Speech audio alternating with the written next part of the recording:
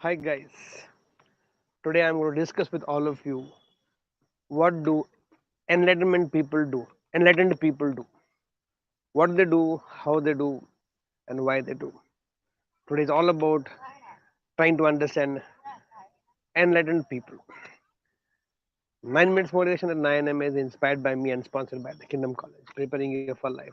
I am Deepak here, and my life is beautiful and stay on top of that because I work as worship. Somebody asked, enlightened Zen master, Zen monk, what were you doing before you got enlightened? And the Zen master's reply was, I used to cut wood and fetch water. Okay. Then he was asked, now that you have got enlightened, now what do you do? A Zen master replied, cut wood and fetch water.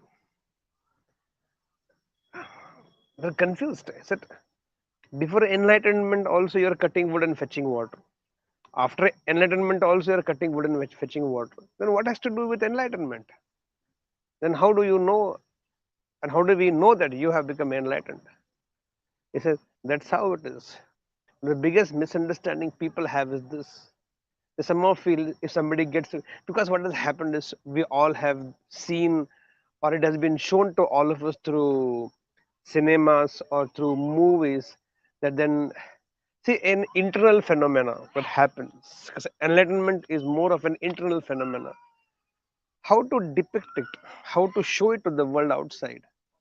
So on the movie screens, on the silver screen, if they have to depict or they have to show all of us that the person has got enlightened, so they have to show the internal churning or internal phenomena outside. So then there will be lightning, thunder, some magical thing will be shown, some miraculous thing will be shown in the screen, like suddenly there are stars glowing or sun shining, there's a halo around that man, and something. How do you otherwise visualize it? So for all of us to know that, so on the TV screen or movie screen or silver screen in the cinemas, in the movies, all over the world, when somebody is shown that he or she gets enlightened, then there has to be like one thundering, lightning, all these things. So we expect in real life also that to happen. That doesn't happen. And if it happens, you are not there, no. For example, when that Gautam Buddha become enlightened in the forest under the Bodhi tree, who was present there with the camera? Who was present there to capture when Tirthankars got enlightened in different places of nature? Who was capturing their images? Who was capturing the video that has happened, this happened? Nobody was there. They got enlightened in personal privacy. Nobody was there, only them and their existence and their experiences. Isn't it such comic thing that we're expecting somebody to get enlightened? They will suddenly have two extra hands, huh? Four extra eyes somewhere. The same similar people, human beings only. Zen master then says, my dear friends, before enlightenment, I was cutting wood and fetching water. When I've got enlightened, I've gone through my own experientials, those moments called satsura in Buddhism, moments of transformation, instant transformations. I've gone through all these things, but same work I'm doing. I choose to work choose to do the same work, but the quality of work, the quality of cutting wood, quality of fetching water has changed. I know the one who used to cut wood and fetch water initially, and the person today who is cutting wood and fetching water, there's so much of compassion, there's so much of different kind of, depth, different kind of existential presence within me, and that's with the quality of life which has changed a lot. I choose to continue this work, but if you take it, people come to programs like what I conduct, maybe life changing programs. You go to some other Guruji, some other discourses, some other spiritual retreats. You go through experiences, whether they are mental inputs or emotional inputs, or there are spiritual inputs, or there are spiritual experiences for those 1 day, 2 day, 5 day, 10 day, 20 days. When you go, people go to Vipassana, people go to Osho, people go to Sri Sri Ravi Shankar, people go to Sadhguru, people go to Mahatriyas, people go to yogis, people go to so many different spiritual masters, and they come back and they again want to go back. People ask, no, when you went, you look same. When you came back, also looking same. People somehow feel you're gone for a spiritual retreat, which will come back with a halo. Is it?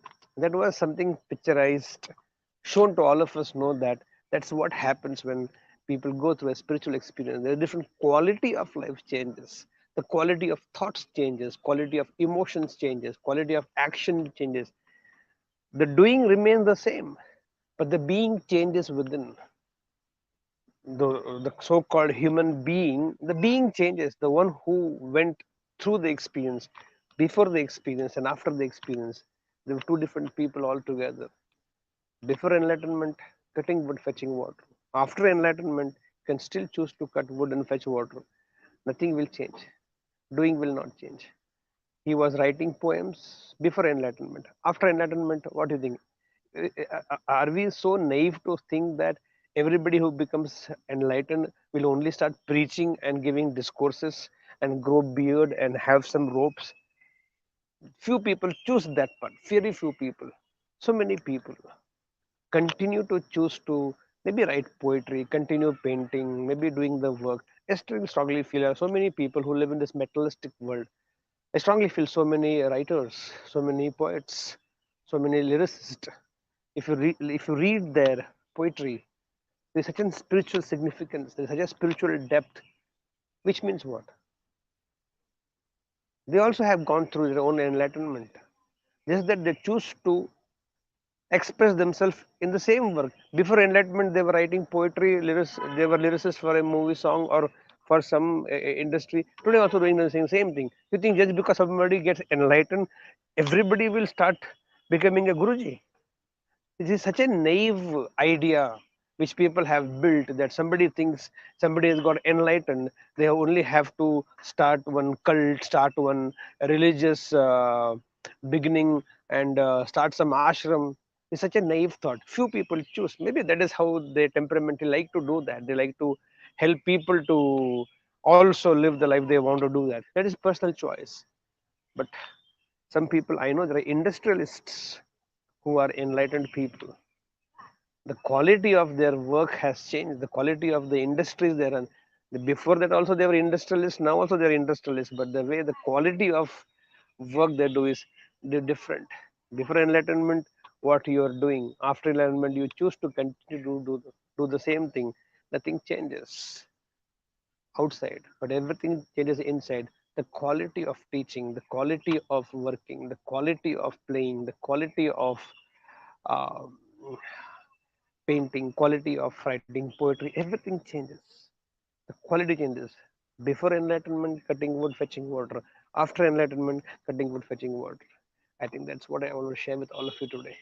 Suggest me a beautiful topic, the title for this 9 minutes motivation, and know that not everybody becomes a spiritual guru with some long beard and one big choti here and then some kamal, kundali and kundalunu and whatever you want to say. ऐसा नहीं होता. With this belief, let's start this beautiful, beautiful day. Here we go.